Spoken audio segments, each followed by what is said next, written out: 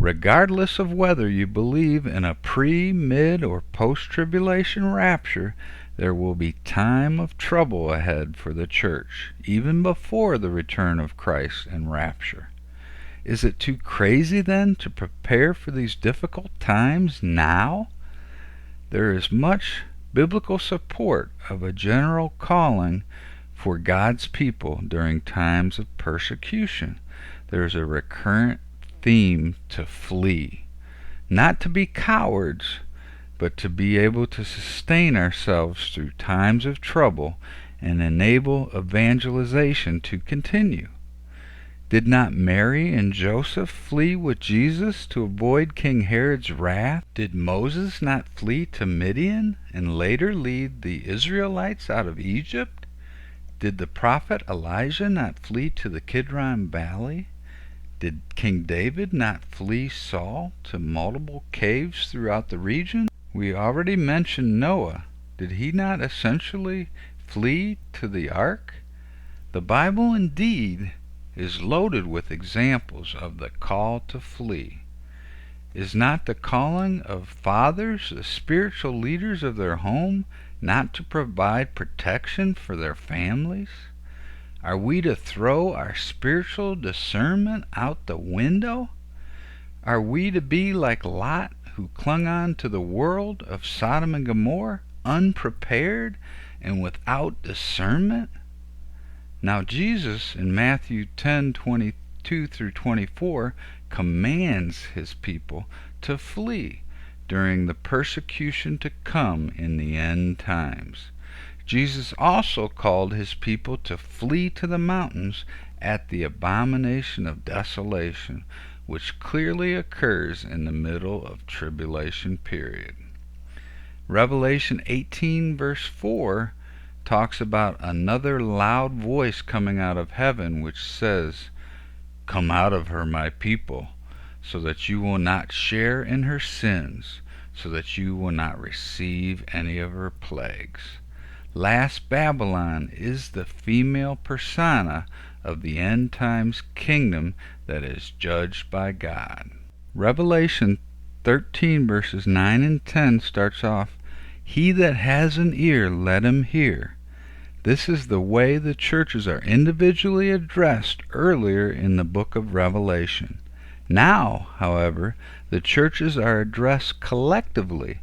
There are two proactive actions that are given for the end time saints. Quote, "If anyone is to go into captivity he will go. If anyone is to kill by the sword he will be killed." The Greek word used for to go in this verse means to move on one's own accord, not under force or duress. And the word used for captivity here in the context of the verse would be to go to a place of refuge.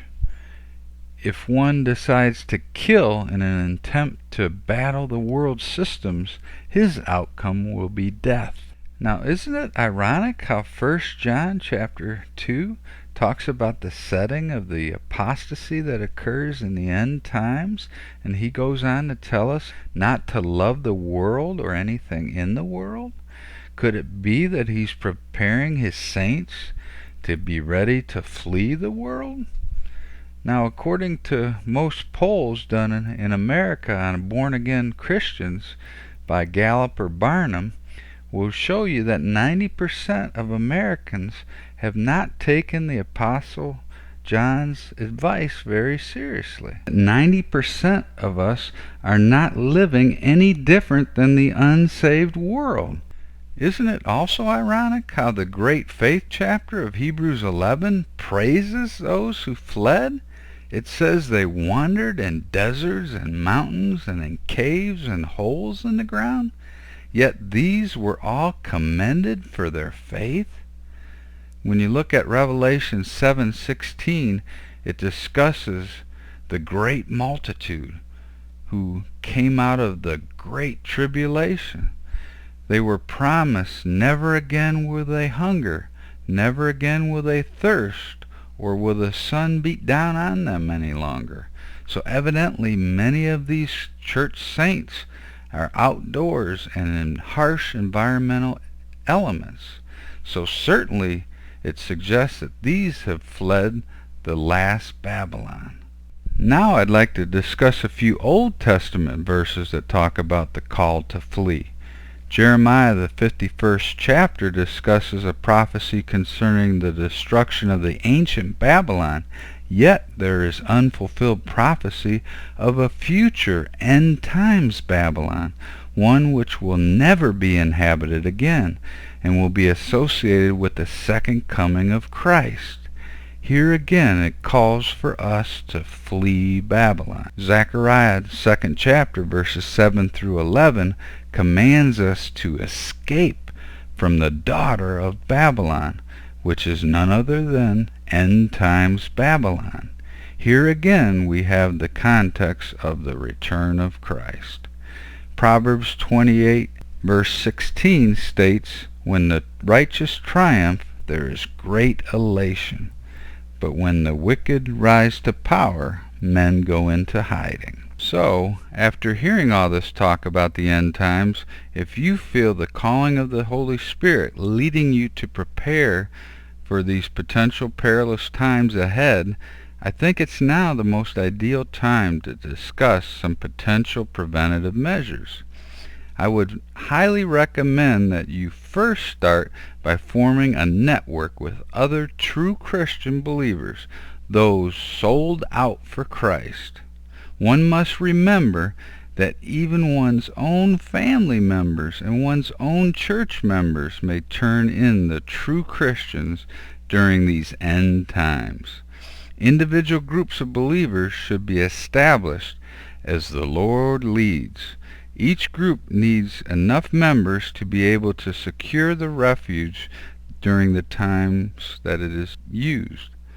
Also, plan on your group enlarging as persecution worsens, and at this point you'll find more and more people wanting to join in. And we must remember that Jude discusses in the setting of the end times that we should have mercy on those who doubt and may not be as prepared.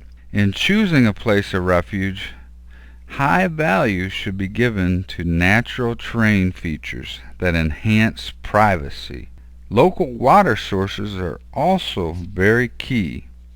A refuge should have proximity to where you live, yet should be unidentifiable to someone casually going through your area. No internet or phone communication should occur from the place of refuge, because these can potentially be tracked by those wanting to find you. Networking between groups having places of refuge has been critical to the survival of the underground church throughout history, as discovery of your place of refuge would necessitate movement to a backup site. Every refuge should be stocked with adequate food supplies. 50-gallon buckets of grains, rice, and beans can be stored for up to 8 years or more at the most reasonable prices. Now, freeze-dried foods are also available, but are much more expensive. The benefit of freeze-dried foods is that they require you only add water and heat, and these can be stored for over 25 years. The amount of food supply you decide on depends on how confident you are of the timing of the rapture. If you do purchase natural wheat and other grains, it's a necessity. Having a mill to grind grains is a must, and Nutrimill makes one of the best electric types, but you won't always have electricity available, so Country Mill would be a nice backup manual type to have.